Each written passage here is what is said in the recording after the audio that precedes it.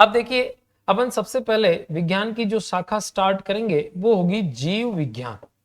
सबसे पहले हम अपने बारे में जानने की कोशिश करेंगे, फिर हम दूसरों के बारे में जानेंगे। भाई विज्ञान पढ़ रहे हैं तो विज्ञान तो बहुत बड़ी है, विज्ञान में तो सब कुछ पढ़ना है, तो फिर सबसे पहले कहाँ से स्टार्ट करें? तो खुद से स्टार्ट क्यों ना करें? तो खुद से ही स्टार्ट करने के लिए विज्ञान की जो शाखा काम में आती है वो कहलाती है बायोलॉजी, जीव विज्ञान। और जीव विज्ञान में भी हमें ध्यान है कि इसकी कितनी शाखाएं होती है? 2 शाखाएं होती है। पहली कौन सी है? जंतु विज्ञान, जूलॉजी, और दूसरी कौन सी है? पादप विज्ञान या वनस्पति विज्ञान, बॉटनी, है ना। ये दोनों सजीव हैं, ठीक है। अगर हमारी प्रकृति की मैं बात करूं तो प्रकृति में लगभग 1.8 मिलियन या 1,80,00,000 तरह के सजीव हैं, जिनमें से 1 करोड़ तरह के तो केवल पादप हैं और 80 लाख तरह के जंतु हैं। ये वैरायटी है। जैसे एक छोटी से छोटी चींटी, मधुमक्खी, घर में उड़ने वाली मक्खी, है ना, और घर में जितने भी जानवर आपको दिख रहे हैं छोटे बड़े, है ना, ऐसे ही बड़े से बड़े अगर अपन बात करें, हाथी, समुद्र में रहने वाली व्हेल मछली, ठीक है। तो ऐसे करते करते बहुत सारे जीव हैं, और उन सभी जीवों को अध्ययन की दृष्टि से जिस शाखा में अपन बांटते हैं वो कौन सी है साहब? जीव विज्ञान है ना। जिसमें आप केवल जंतुओं का अध्ययन करेंगे तो जंतु विज्ञान हो जाएगा, और केवल पेड़ पौधों का अध्ययन करेंगे तो पादप विज्ञान हो जाएगा। अब स्टार्ट यहां से करते हैं आज हम क्लास को, कि कहां से आए जंतु, या जितने भी पृथ्वी पर सजीव हमें दिख रहे हैं इनकी उत्पत्ति कहां से हुई। सजीवों का अध्ययन हमें करना है। सजीवों में पेड़ पौधे भी आ रहे हैं, जंतु भी आ रहे हैं, तो ये जंतु और पेड़ पौधे धरती पे उगे कैसे? हमारी पृथ्वी के अलावा भी और बहुत सारे ग्रह हैं, है ना। सूर्य के जो 8 ग्रहों के अपन उपग्रहों की अगर अपन बात करें, ग्रहों के बारे में बात करें, तो उन ग्रहों में से सिर्फ पृथ्वी ही एक ग्रह है हमें जहां तक जानकारी है जिस पर जीवन है, बाकी किसी पे जीवन नहीं है ना। तो इसको एक छोटे से कॉन्सेप्ट से समझिएगा।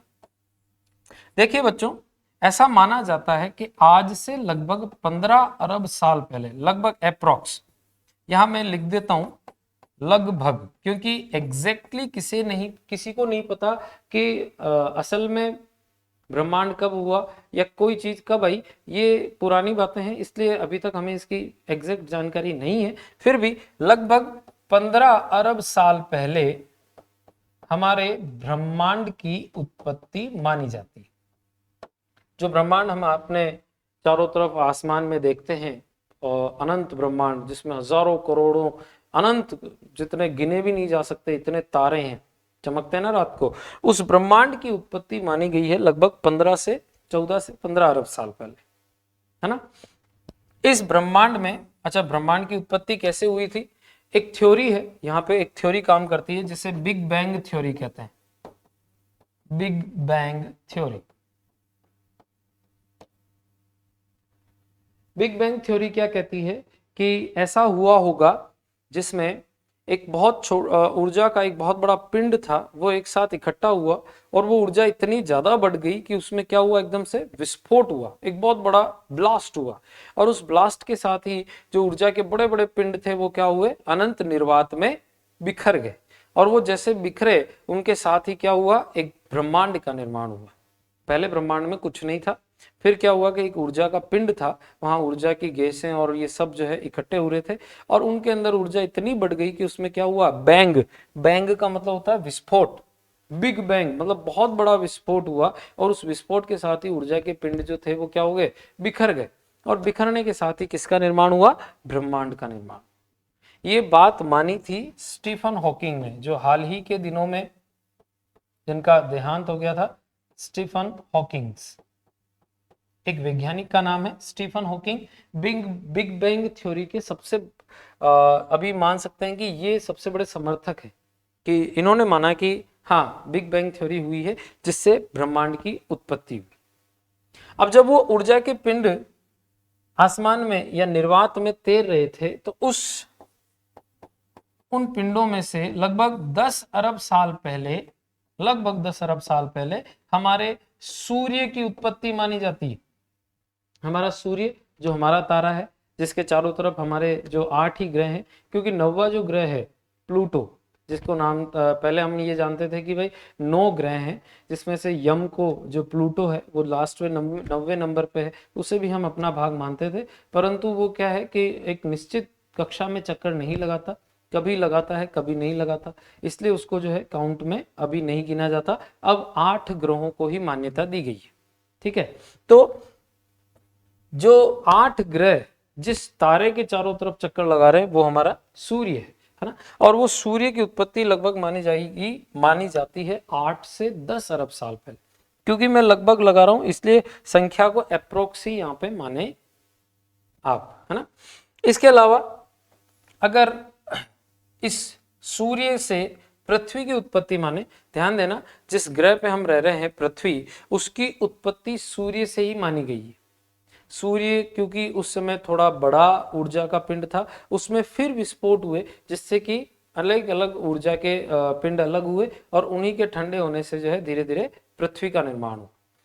गैस के गुब्बारे थे, गैसें एक साथ बहुत सारी इकट्ठी हुई और उनमें जो है बहुत ज़्यादा ऊर्जा थी, वो धीरे धीरे ठंडी होती गई, ठंडी होती गई, ठंडी होती गई, तो वो धरातल का रूप ले गई और धरातल के रूप के साथ ही उनका जो है ग्रहों के रूप में वो निर्मित हुई, जिसमें से हमारी जो ग्रह है वो कौन है, पृथ्वी है ना। तो लगभग 4 से 5 अरब साल पहले, देखो एक अप्रोक्स अपना 5 का अंतर यहाँ पे चलता है कि लगभग 5 के अंतर से जो है जीव की या ब्रह्मांड और ब्रह्मांड से सूर्य और सूर्य से पृथ्वी की उत्पत्ति मानी जाती है। तो लगभग 5 अरब साल पहले हमारी पृथ्वी की उत्पत्ति मानी गई है। ठीक है, तो लगभग 15 अरब साल पहले ब्रह्मांड हुआ। ब्रह्मांड की उत्पत्ति कैसे मानी गई, बिग बैंग थ्योरी से, कि एक बहुत बड़ा ऊर्जा का पिंड था जिसमें विस्फोट हुआ और उस विस्फोट से जो है ऊर्जा के पिंड जो है निर्वात में अनंत तक फैल गए और उनके फैलने से ही ब्रह्मांड बना। उन्हीं में से एक ऊर्जा का पिंड सूर्य था जिसकी लगभग उत्पत्ति 10 अरब साल पहले की मानी गई है। और उसी सूर्य से जब विस्फोट हुआ तो लगभग 5 अरब साल पहले हमारी पृथ्वी धरातल रूप में आई, है ना। सूर्य से विस्फोट से जो भी बना उसको धीरे धीरे ठंडा होते होते, क्योंकि वो सूर्य से दूर हटती गई, तो दूर होने के साथ ही उसको एक जो निश्चित आकृति मिली, उसको मिलने में लगभग 5 अरब साल लग गए। तो 5 अरब साल पहले पृथ्वी की उत्पत्ति मानी जाती है ना। और इस पृथ्वी पर जीवन की उत्पत्ति लगभग 1 से 1.5 अरब साल पहले की मानी जाती है दोस्तों। कितने समय पहले की मानी जाती है पृथ्वी पर जीवन की उत्पत्ति, यहां लिख देंगे अपन, पृथ्वी पर जीवन की उत्पत्ति लगभग 1 से 1.5 अरब साल पहले की मानी जाती। कैसे जीवन की उत्पत्ति हुई और कैसे मान लें कि 1 से 1.5 अरब साल पहले ही हुई। तो देखो भाई दोस्तों, जब सूर्य में विस्फोट हुआ और जो ऊर्जा के पिंड या गैसों का जो गुब्बार था वो जैसे उससे अलग हुआ, वो धीरे धीरे सूर्य के साथ जैसे दूरी बनाता गया, वैसे वैसे वो क्या होता गया, ठंडा होता गया। ठंडे होने के साथ ही जो उसके अंदर गैसें थी और जो उसके अंदर कार्बनिक और अकार्बनिक पदार्थ थे वो क्या होने लगे, ठंडे होने के साथ पदार्थ पास आने लगते हैं। तो जैसे जैसे वो पास आने लगे उनके अंदर क्या हुई, क्रियाएं हुई, और क्रियाओं के साथ ही वो कैसा रूप लेने लगे, ठोस रूप लेने लगे। और धीरे धीरे पृथ्वी का कैसा रूप बना, गोलाकार। शुरुआत में पृथ्वी गोलाकार नहीं थी, धीरे धीरे इसके अंदर जो है विस्फोट होते गए, धीरे धीरे ऊर्जा ठंडी होती गई और अंत में जाकर इसका कैसा रूप मिला, इसको गोलाकार रूप मिला। ठीक है, अब चूंकि पृथ्वी सूर्य से दूर हो गई थी तो तापमान भी ठीक था। दूसरी चीज, यहाँ पे जो गैसें थी उनमें गैसों के अंदर हाइड्रोजन ऑक्सीजन की बाहुल्यता थी, या हाइड्रोजन ऑक्सीजन गैसें ज्यादा थी, तो उन्होंने आपस में जुड़ जुड़कर क्या बनाया, जल बनाया।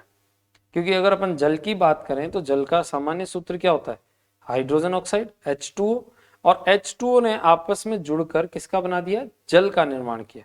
तो उस समय जब शुरुआती पृथ्वी बनी तो पृथ्वी पर किसकी मात्रा थी, जल की मात्रा थी। अन्य ग्रहों पर वो परिस्थितियां नहीं बनी जैसी पृथ्वी पर उस समय बनी थी, इसलिए पृथ्वी पर ही जीवन उत्पन्न हो पाया। ठीक है, तो पहली चीज क्या हो गई कि वहां पे जल की उपस्थिति के कारण वहां जीवन की उत्पत्ति होना माना जाता है।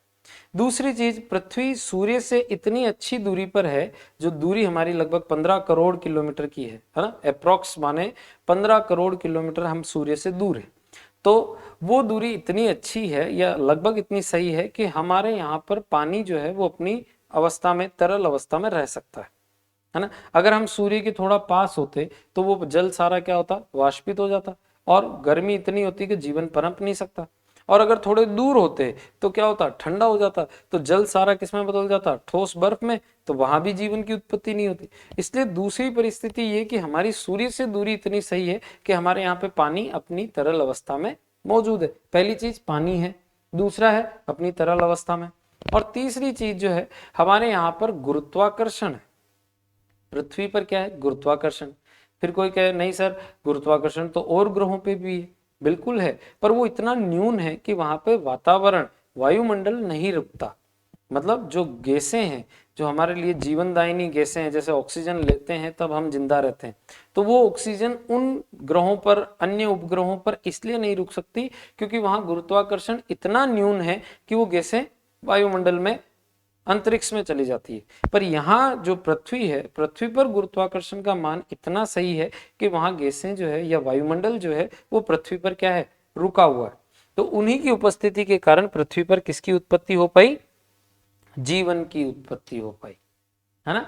तो पृथ्वी पर जीवन की उत्पत्ति के कारण मैंने आपको यहाँ पे समझाया या बताया कि किस तरह से जीवन की उत्पत्ति पृथ्वी पर हुई, और ये लगभग कब की मानी जाती है, तो 1 से 1.5 अरब साल पहले की, है ना।